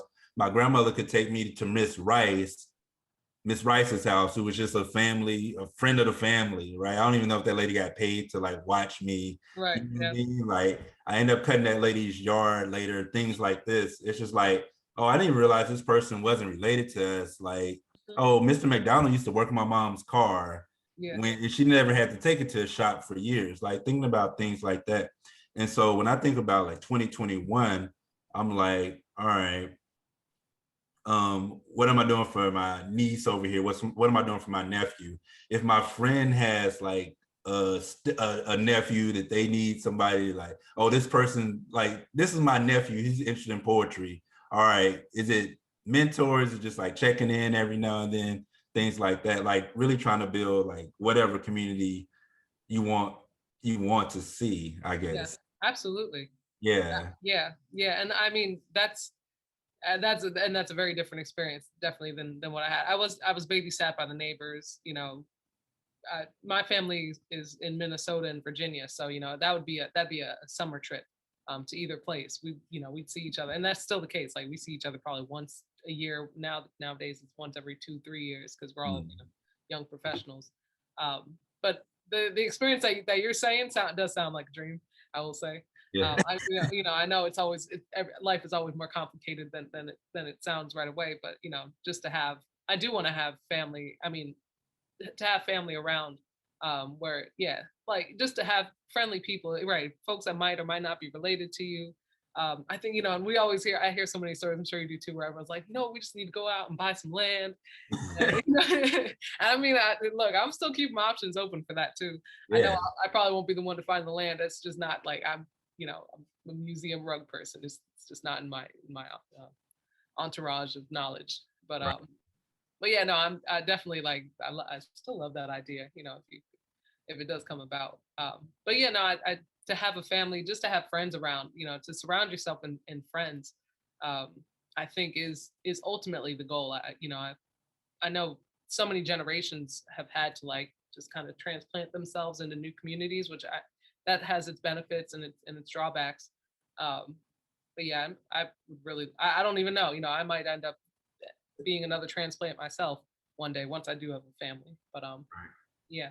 Well, and so I'll be a little. I'll ask this: what is your balance? How do you find the balance between even now? All right, you say like you have your like full-time job, you're doing rugs, right, and then like social life or whatever with family, friends, whatever that looks like. So how do you find that balance? And the reason I ask is because like a lot of times we talk about, even when we talk about entrepreneurs, it's like hustle, grind, Right, yeah. else, to the point that like we have to ask like, oh, how do I be social? How do I spend time with other people? Like, how do I do that? So Yeah. it's yeah. I mean, for myself, recently, I've really been pulling on the idea of proximity. So that's been so much of my like. I'm like, I want to stay near my parents. My parents had me when they were a little bit older in life, so now they're even older. So I just want to be around physically because they live further away from both sides of their family. So I do like the idea of having family nearby. And I completely respect, my sister. She moved out to Texas, then now she's in Atlanta. I respect that fully too.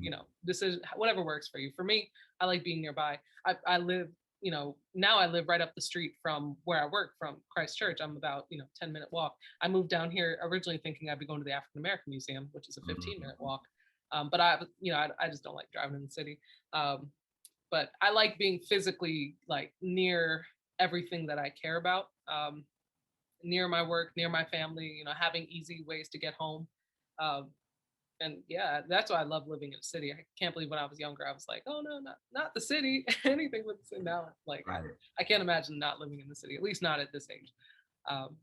Yeah, so being physically close to everything I care about, that's kind of been my way of balancing, um, you know.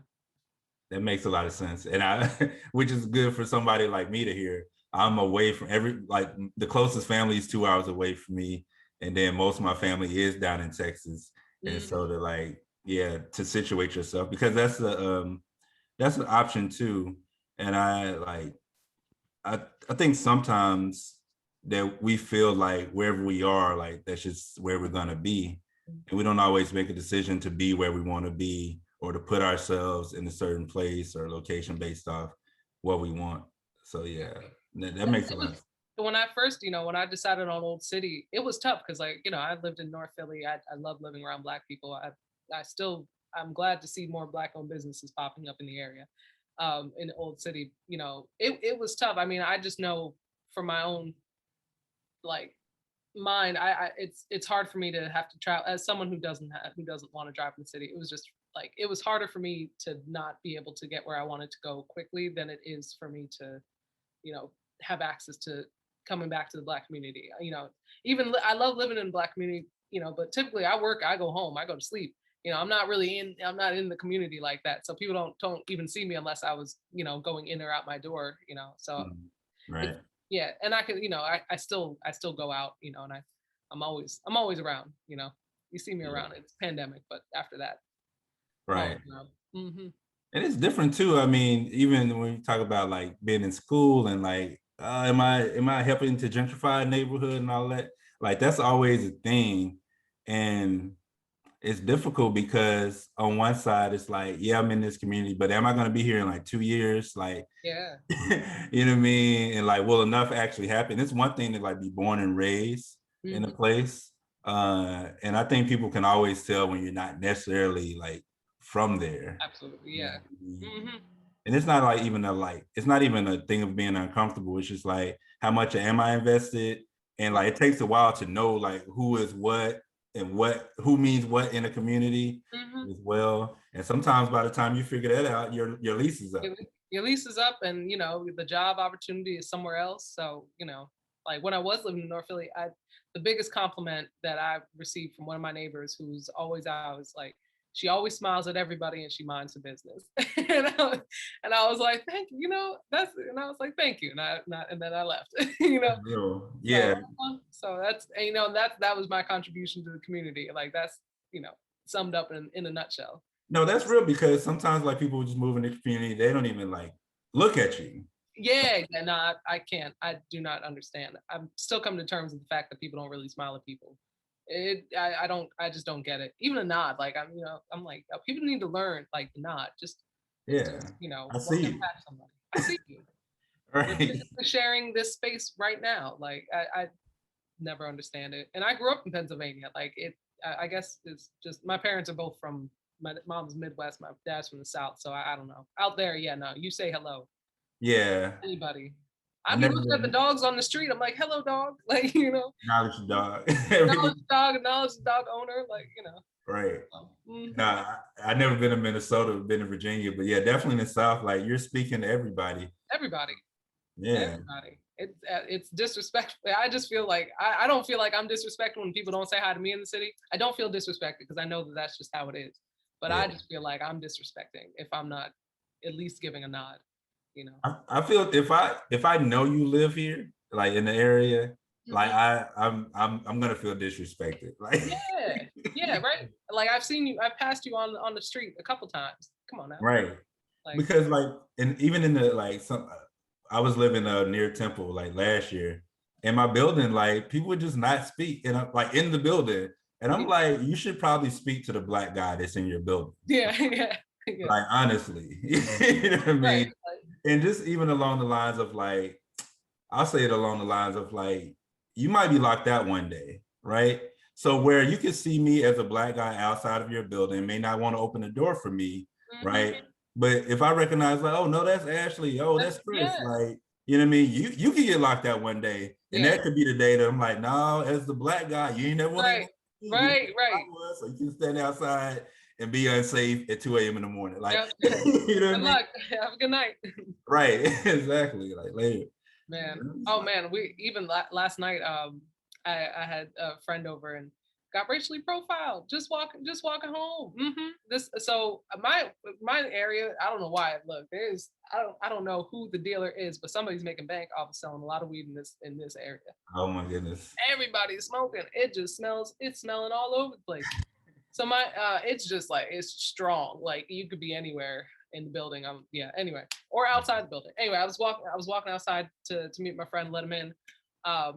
And this lady, like, we're literally out there for 5 minutes. He parks his car. I'm like, okay, from the car to the house. And this lady's like, she walks up, which I'm like surprised, because my thing is like, beyond all else, we're Black people, whatever. Follow your nose, like, follow your nose. You smell, she comes up, she's like, hey, I can smell, weed really strong. And like, she was just like shaking her head at us. And we're like, and she's like, well, I'd appreciate it. And I'm like, no, not neither of us. It's not. And there's literally somebody down the street, like 10 steps away, that you could see the smoke just around them. Oh my God. And we're just like, are you kidding me? It's like, it had to be like 11 something at night. I'm just like, lady, I'd appreciate it if, and I'm like, if, I'm like, don't. Can we use those stereotypes in the 90s? Right? It's stereotyped in the night. I'm like, my goodness. And there's nothing like, we don't smell. I'm smelling fresh. He's smelling fresh. We smell good. I'm like, how are you? Our hands are empty. Our hands. No, our hands are empty. Like there's no scent coming. Like it's around, but it's clearly not emanating from us. But I don't know how we got on this subject. But yeah. That was last night. This is less than 12 hours ago. Yeah. No, I mean, it's just like these like ideas, like these stereotypes that are still like happening, and people not like stopping to observe. It's like, what I don't like is like, you can't look at me long enough for me to be a person outside of the idea that you already had in your head. You already know clearly it must be us. And I'm just like, lady, like there's no puff, there's no smell, there's nothing. Like, yeah, this is within 10 seconds outside the door, back in. And you can literally see the person that's smoking, like just down the street. And I'm kind of just like, I'm not even gonna be offended if you say like, oh, like, are you smoking? Like, no question. No, I'd appreciate it if. And I'm like, I appreciate it if you left us alone. Like, there's no smoke coming. And no, she already knew. She knew that we must have been the ones that were high.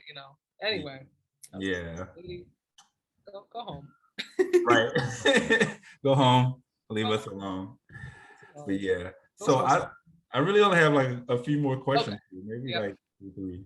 And I'm looking over my notes too. One question is what's one of the things out of kind of like career, school, life in general, what's one of the things you're most proud of in your career or life so far, as far as in like any accomplishments or anything that's an accomplishment to you?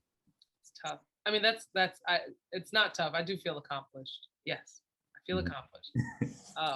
It's just tough to pinpoint anything because we're very much like on to the next thing, on to the next thing, on to the next thing. Like, Mhm. what do I feel accomplished about? Take your time, no rush. I think I literally wrote this answer down. Oh yeah. Well, this is a very basic answer. I think I was like, oh, I'm be humble when I first when I wanted. Well, first thing is I took African American studies and I have a good career for myself. So, like I feel accomplished with that because that was the number one thing. What are you gonna do with that? Yeah, you're not gonna make no money with African American studies. Girl, yeah. Look, so that alone, and I'm not going back to said people and being like, I got a career, haha. Like, but I'm just like, yes, I'm thriving, I'm happy. Was it? I'm moisturized. Whatever they're posting on the Facebook these days. They're like, I'm moisturized, I'm minding my business and something. I don't know. I'm happy, yeah. Yeah, I don't know. Booked Right. and busy, whatever. So just to have a career, of course. I think I'm proud to have a career that my aunts and uncles, like especially I talk about Black history, so my dad's side of the family is really proud to say and talk about, like, so Yeah. How do they talk about it? What do they like? yeah. I mean, well, they just say because I never really knew my grandparents. I was born right around the time that they passed away. um so just hearing like, oh, they would be so proud of you, ancestors proud of you, so just to hear that I they're guess that's a like that's that, yeah, like that's, yeah, because I need it, because hearing it from them, because I who knows for me, like I feel it, I can feel it in my gut that like somebody's looking out and somebody's happy about the work I'm doing and they want me to keep doing it. But just to hear it from the from those who knew them in life. So that's my biggest accomplishment is whenever I hear my dad talking about my career, or I hear my aunts and uncles talking about what I do, or asking me questions about Black history, or whenever I tell them a fact and they're like, see, she went to college for something, like, yeah. right. Yeah. So that's the real. I have to say this because you made me think about it. So being in African American studies, I didn't. It was a while before I chose it too as a major. I was probably a junior when I chose it as a major. But what was happening, starting my freshman year, every semester, I was just taking a course in African American studies. I wasn't realizing it, but every time I went to like do my schedule and register for class for the next semester, would always pick one, like, because I don't know, it's just like happening. Yeah. And at some point, and this might have been later, I don't even know when I realized this, but I realized it was building my like level of confidence. It was building confidence in me. And then I'm 37 now, and I'm like, at some point that confidence like moved to like, no, like you can do anything. Like it went from like you can do anything because like Thomas Brown did this in 1937 in Mississippi. You never heard of him, right? Or this guy George G.M. James wrote this book Stolen Legacy in Palm Bluff, where you're from, like, and you're connected to that. Like I would just find things I was like that just made me more confidence, and the confidence like led me to a connection as well that became very powerful for me. And I just like, after a while, I was like, oh, like all of these ancestors and these people like I never knew, like I feel connected to them. And like, that's really powerful for me. And I feel like a whole like thing that's far beyond what like anybody could see, or I could even explain as like being a person. Yeah. I had this might be corny, but have you've seen Avatar where they do the flashback or the thing, and then all the ancestors, like all his other versions of himself, like that's sometimes it feels like that. Yeah. But, Yeah, that's the TV version. But yeah, no, absolutely. Like it's just knowing that, and to surprisingly, like there, it's just to hear so many folks that, and it's always the story of how many people have never heard of these people, or that, and it is powerful to hear, and but it feels even better to not, I guess, to be on the other side of that, that's what people are saying to you is like, I'd never heard of such and such or known about such and such before I spoke to you. So those experiences that, like, especially from children, they're always like, yeah, they always touch my heart. It's Yeah, special. it opens up so much for them, It does. Mm-hmm. like Yep. whole new Yeah. worlds. Mhm. Yeah, So no, I love hearing from elders, children, because that's something that especially like that conversation of like of ancestry. That's something I can see that children. I don't know if that wasn't that very common for me coming up, where children were thinking about ancestors, but now when I was leading tours at the African American Museum, like that was definitely a conversation. I'd see the same, I'd hear the same conversation coming from both children and elders, and that was always kind of powerful for me. Is that feeling of of the ancestors being close by at least, So yeah, that kids are beyond for sure compared they to are. now. And so a few years ago, my oldest nephew, was having like these like crying fits, Mm, and I used to have those. yeah, I I used to mean, cry a lot. Now I never cry. that's funny. I wasn't allowed to have fits. Like I would probably get a Oh, whipping. I wasn't really fit. I was just Uh, crying. got you. All right, yeah. So but he was having these like fits, and it wasn't even like tantrums. It was just like, man, like what's going on? Because he's like a little bit older than like he wasn't a small child, but anyway, he was I don't know what he was reading, I don't know what class he was taking, but he was learning about slavery at the time. And so he ends up with this idea of like, man, like I wish I could have met these people. Mm, Like I wish I could have talked to like my great grandparents and like seen them and hear their voices, see their faces and all of that. And I'm like, I feel him like 100%, but I was 20 something when I felt it. mm, Like I didn't feel that as a child. And mhm. I'm like, that's amazing. And he was Yeah, like, yeah. yeah, Yeah, now when I hear children, I mean, maybe I just wasn't running in the right circles when I was young, but that I've definitely seen so many more children and it's, I mean, it's very promising to experience whenever you have kids that are like on the level of understanding like the seriousness of what's going on when it comes to history and how it's being taught. So, mhm. right. Yeah, it's amazing. And like and I end up doing a lot of getting back into family tree research. I did a lot of family tree research Cool, cool. starting when I was like, as I was leaving school, because by that time my mother had Alzheimer's and my father passed when I was 19. Mm, And so that started a whole like, oh, I don't have a parent to ask questions to.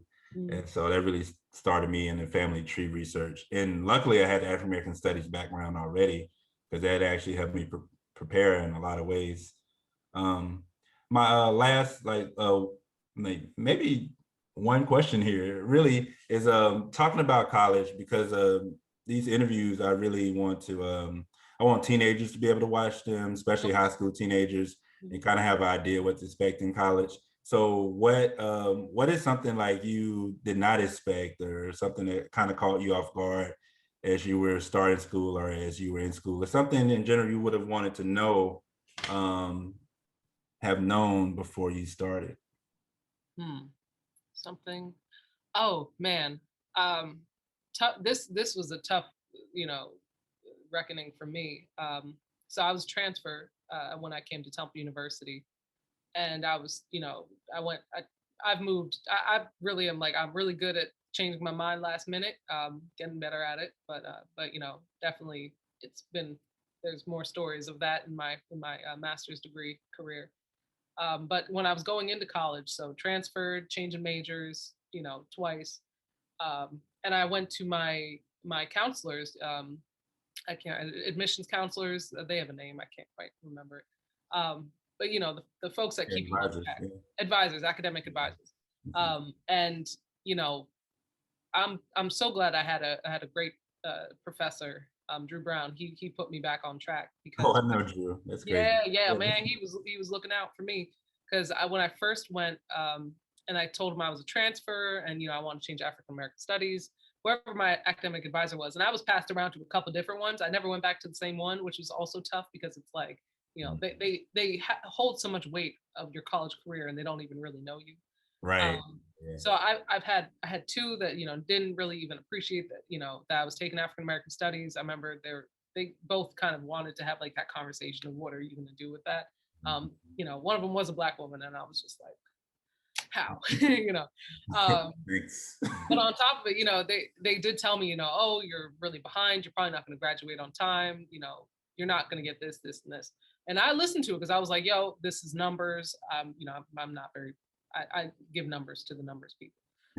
So like once they told me my credits weren't matching, adding up and all that, I was professionals, right? Like yeah, and so so I was taking extra classes like I was taking more classes than I really should have been every semester. I'm glad I got into it and like I realized I was smarter than I thought I was because I was very much a B student, college prep I got like one or two honors classes in high school, so that for me wasn't really exceptional in any way, at least in how I was coming up. That wasn't considered exceptional. So I was really worried when I was getting into college, and these academic advisors were just showing me how hard it was going to be because I was transferred. So I go to Dr. Drew Brown, and he's like, "Hey, you're not actually that behind. I don't know what these people are telling you. Don't even go back to them. I'll be your academic advisor." And I was like, "Well, sweet. I didn't even know that I couldn't not have an academic advisor." I was like, I thought that it's like, that's solid. You always got to go back. Mandatory, have to check mandatory because that's the one thing coming from high school. Everything feels very mandatory because that's how it is coming up. Like everything's mandatory. You have to go to this counselor. You have to be here at this time. Got to beat the bell. It's a lot of that, and the idea of having free will and free to make your own decisions, to show up to class a little bit late but not too late. And I don't recommend showing up to class late or showing up to class early and seeing the teacher. Yeah, I mean, I think what you're getting to is like, and you may not word it this way, but this is how I think about it. Like you're buying a product, you're buying a service, right? So you pay for this. You pay for this service as you want it. Yep.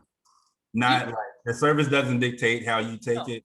Like you are paying for the service. Mm-hmm. And that's where, and I think, it's different because I came up through public school. I think a lot of folks that come up through public school, you're essentially, you didn't buy all of this. So you're not treated, you're treated like you have to do things a certain way because they're doing you a service because you are going to school, in a public school. So the school system's taking care of you. So that's kind of the mindset I was always just naturally in. And once I realized that, I was on track, I didn't have to go to these same people that weren't really treating me well. You don't have to go to people that aren't treating you well. That's another thing. That's just for all facets of life, but especially in college, because, your professors should treat you well. And Drew Brown, he put me on track. I finished early. I mean, I didn't finish early, but I didn't, by the last classes that I had to take, I only had to take like 2 classes in a semester, but you're not allowed to take only 2 classes. So then I had to take an extra class. Right. And I'm like, I could have just spread out my entire college career and been a lot less stressed this entire time. So all that to say, you are buying a product, you are paying to go to college. So don't let them put you in, because they'll continue to kind of treat you like a number, of course. These are, I mean, quite often, these are people who are going to be at these institutions for 20, 30 years or something like that. You're at it about 4 years, you know what I mean? And so it's like keeping that in mind, that like you're the like new part of this and you have to figure your way through it. They already know their way with it. So yep. Yeah. All right, well, perfect. All right. Anything else we need to know about? You haven't told us about? You need to know that I'm a Virgo, because I saw that, what's my astrological sign? I am a Virgo. If Virgo season coming up, it's still Leo season, but it's almost a Virgo time. What, a couple of weeks away here? Yeah. So I'm a Virgo. I know all the negative attributes. I do all that. All that. Positive attributes. I don't have anything negative to say about Virgo. Everyone has their favorite signs and least favorites, and I seem to be popping up. My sign, my peoples be popping up in the least favorites in some categories. But positive attributes, yes. Apparently I'm organized. I do feel kind of organized. The Virgo one of the Virgos, and my aunt's a Virgo, and she was actually a professor for some years and taught Spanish and French as well. That's the one of the first Virgos I think of. But yeah. Mm-hmm. Yeah. Sometimes we fall into the know-it-all category. That's right, because we do. We Oh, do. No. But yeah, no. because I can't, like, my only comparison really is my mom. Like, that's the Virgo I spend the most time around. But your mother does know it all, especially like my mom was like single parent mom. So it's like, yeah, she could have told me she knew everything in the world and I would have believed her. Yeah. Like, I'm definitely a Virgo, and I'm claiming it more these days. Coming up at, everyone, whenever you first get into astrology, you learn the worst attributes of your sign. I think ours is, yeah, it's true. I hate being embarrassed, and I don't, yeah, insecurities kind of are a thing. But but other than that, everything's great and perfect. who are famous Virgos? Famous Virgos. So I share a birthday with, I believe, Chris Tucker. Mm. Who, of course, Michael Jackson, Beyonce. Who else is No, Michael Jackson was a Virgo. August 29th. I was a big Michael Jackson fan coming up, so I was like, yeah, my birthday's near his. I don't, Do you have a favorite album? Favorite album? Or song? The first one, hey, my girl, she does something to my chemistry. What's that? We got a good thing going. That's the one. Okay, got you. That sounds like an album cut. I didn't even know. That sounds familiar. Yeah, that's early. That was the Jackson 5. I like the Jackson 5, the Jacksons. Blame It on the Boogie, Heartbreak Hotel. Like that's my, like, yeah. Okay. The funky Jacksons. That's all day long. Yeah. The pros with the afros and everything. That's definitely, they gave me a lot of Afro pride when I was coming up, I definitely don't have the updo Afro, but I was just happy to have a puff. Word. I can dig it. Yeah. For sure. All right, well, thanks again. Yeah, thank you. This is fantastic. You host a great interview. Thank you. Working on it. This is you're still in the first 10. Am I? Sweet. Yeah, but I think you're probably number 8. I think. Okay. Cool. And so this will probably be up by your birthday. Okay. Sweet. Yeah. I can Virgo out even harder. Right. Exactly. Well, this is an early happy birthday to you. I don't speak to you before then, but I'll be checking in and letting you know how it goes. But yeah. Thank you so much. Thanks for being a part of the Branch Normal Collection. Branch Normal Collection. I'm Hannah Wallace, and this is the Branch Normal Collection. I like that. Happy to do it. All right, take care. This is so fun. Thank you. So this is the reprise. So one thing I did, I was reading your bio, right? In your bio, you mentioned just the intersection of Black people, or just centering Black people in colonial era Philadelphia. And so, yeah, I was going to ask, like, what Black figures came to mind, but even, so tell me about the whipping post and like. Because I'm thinking so much of the history, like how we frame things, is through people. But I'm also thinking, there's a lot of there's so many nameless people, but there are sites, there's locations, that really paint the picture of what Philadelphia was like. So I'm working at Christ Church, which did have some Black congregants at some point, and Absalom Jones, he was ordained there.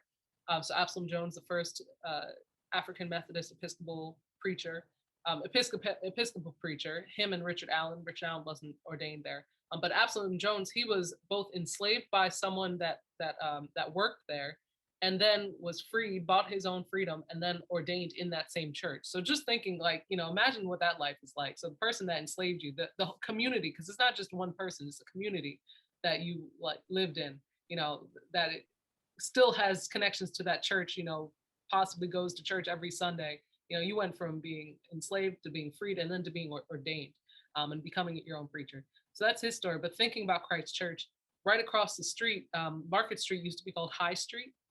And there was the Second and High whipping post. There was a whipping post right there at the corner. There's no marker for it yet, but it is in the records.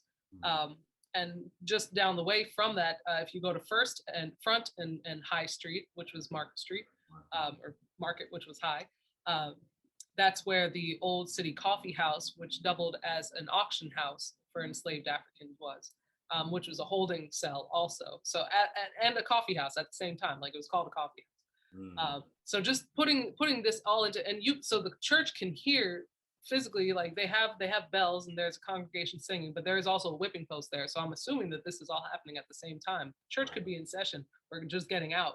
Congregation could be leaving, and there could be, multiple people getting whipped at this whipping post. So just, that's where you just get the sights and sounds and smells. We don't really have the story, but because it's there, you can fill in the blanks. Yeah.